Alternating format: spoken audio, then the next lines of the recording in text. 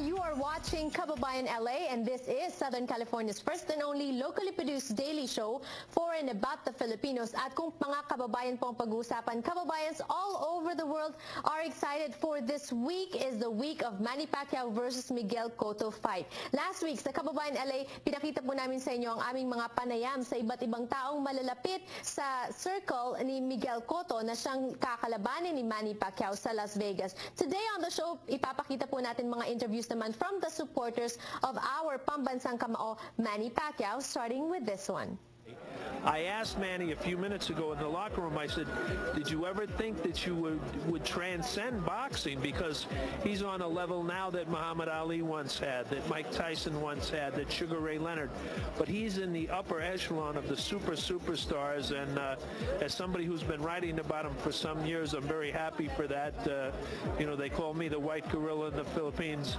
Listen, I think the Filipino people, they're fortunate, and Manny's fortunate, because you have a very humble hero, and he appreciates, you know, everything that has come to him. I mean, through hard work, and you know, I asked him, carrying 97 million people on your back, it's a heavy load. Right.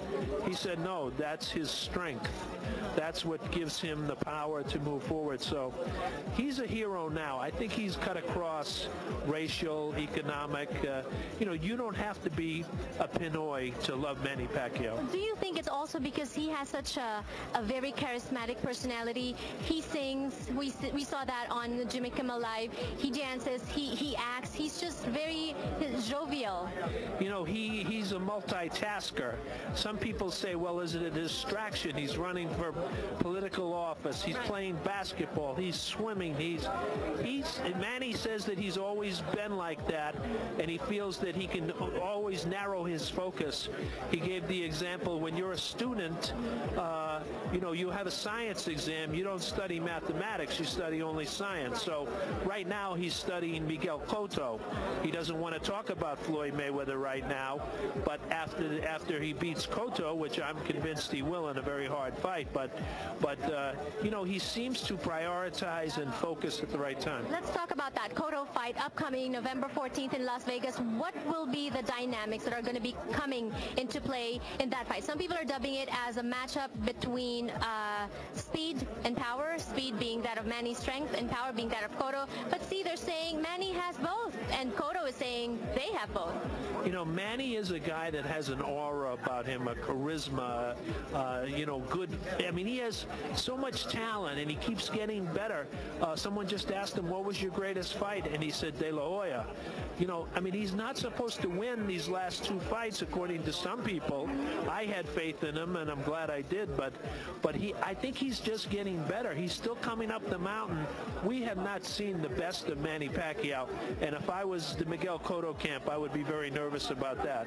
When is the best coming? I spoke to Freddie Roach earlier, and he said that Manny, after this fight, will still have one fight left in him, and that will be, you know, Mayweather. Well, I think the Mayweather fight, as we discussed earlier, I think Mayweather will have to happen, because, look, these guys are professional boxers. They fight for money. They don't fight for trophies or belts. They like those things, the baubles and diamonds, diamond belt, but it's all about the money. Now, Manny represents a country. He represents Asia. He represents the Philippines.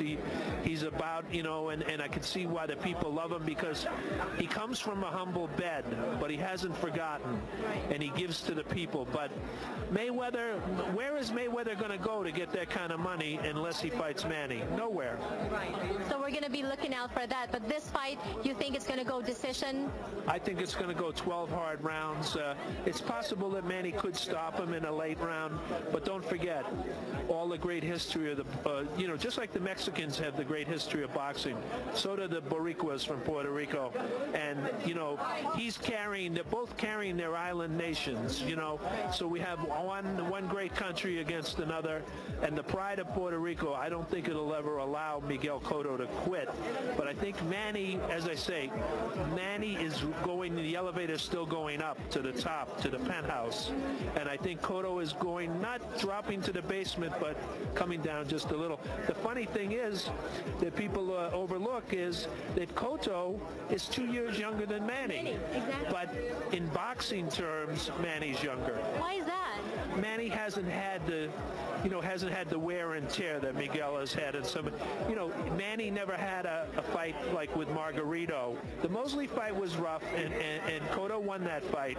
But the Margarito fight, I think it did some psychological damage, because Freddie Roach says when he lost his first pro fight, after that he knew he could be hit and be hurt. They all know it, but, Manny has this almost aura of invincibility. There's a reason that we have pictures of him with the Superman cape on.